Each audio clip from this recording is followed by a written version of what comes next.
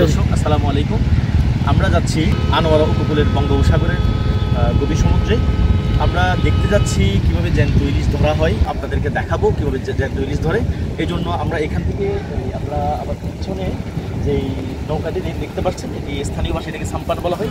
এই সাম্পান করেই আমরা বঙ্গোপসাগরে যাব এবং এই সাম্পানের সাথেই আমরা পুরো জার্নিটা থাকবো। আমরা আপনাদেরকে দেখাবো কীভাবে ইলিশ সহ অন্যান্য মাছ ধরা হয় এবং আমাদের যদি হয়তো ভাগ্যে থাকে আমরা কিছু জ্যান্ত ইলিশও দেখতে পারবো, সেই আশা নিয়ে যাচ্ছি। দর্শক সঙ্গে থাকুন। যাওয়ার জন্য আমরা কিছু উপকরণ নিয়েছি, একটি ছাতা, গামছা, টুকিটাকি কিছু জিনিস নিয়েছি। প্রিয় দর্শক, আমাদের নৌকাটি চলে এসেছে, আমরা এই নৌকায় করে যাচ্ছি।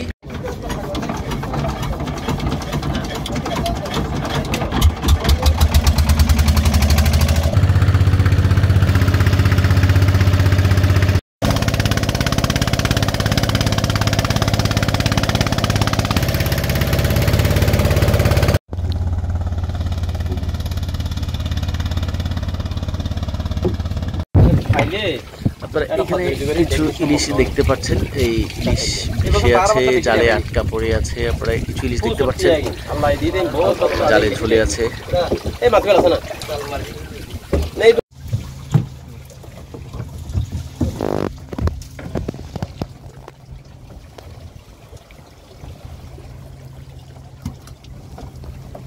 আমাদের মাছের যে স্তূপ রয়েছে, এখানে একটা আপনার ইলিশ দেখতে পাচ্ছেন নড়ছে।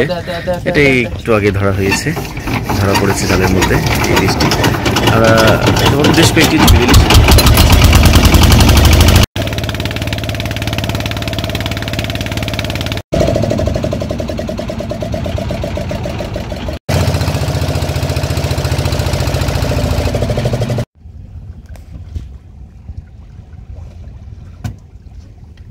আমরা প্রিয় দর্শক, আমরা একটি জাল থেকে মাছ ধরা শেষ করে আমরা অন্য একটি জালে আসছি। এখানেও কিছু মাছ দেখা যাচ্ছে, আপনাদেরকে একটু যদি জুম করে দেখাই। এই দেখেন কিছু ইলিশ ঝুলে আছে। আমরা ইতিমধ্যে কয়েকটি জীবিত ইলিশ দেখতে পেয়েছি। এই আরেকটি ইলিশ, জীবিত ইলিশ পানির মধ্যে পড়ে গিয়েছে। আশা করি আমরা আরও কিছু জীবিত ইলিশ দেখতে পাবো। এখানে বিশাল একটা ময়লার স্তূপ চলে এসেছে, যেগুলি জালের আসলে প্রচুর ক্ষতি করে। এটা বিশাল একটা গাছের শিকড়, বড় একটি গাছের শিকড় হয়তো এটি।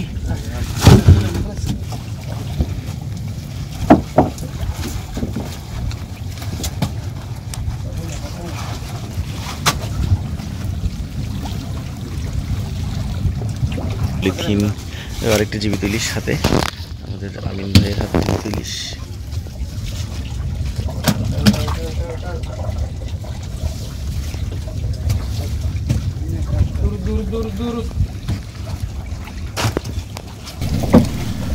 প্রিয় দর্শক, দীর্ঘক্ষণ পর আমরা একটি বড় ইলিশের দেখা পেয়েছি। এতক্ষণ আমাদের জালে যে ইলিশগুলো ধরা পড়েছিল সবগুলো ছোট সাইজের।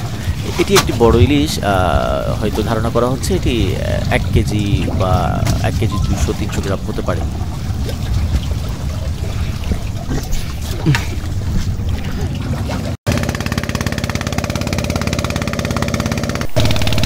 প্রিয় দর্শক, এবার আমাদের ইলিশ ধরা শেষে আমাদের ফেরার পালা। আমরা ইতিমধ্যে কুলের দিকে রওনা দিয়েছি। এখন ইলিশগুলো বাছাই চলছে। এখানে ছোট বড় মাঝারি এখানে 3 ভাগে ভাগ করা হচ্ছে, সবগুলো আলাদা আলাদা করে বিক্রি করার জন্য।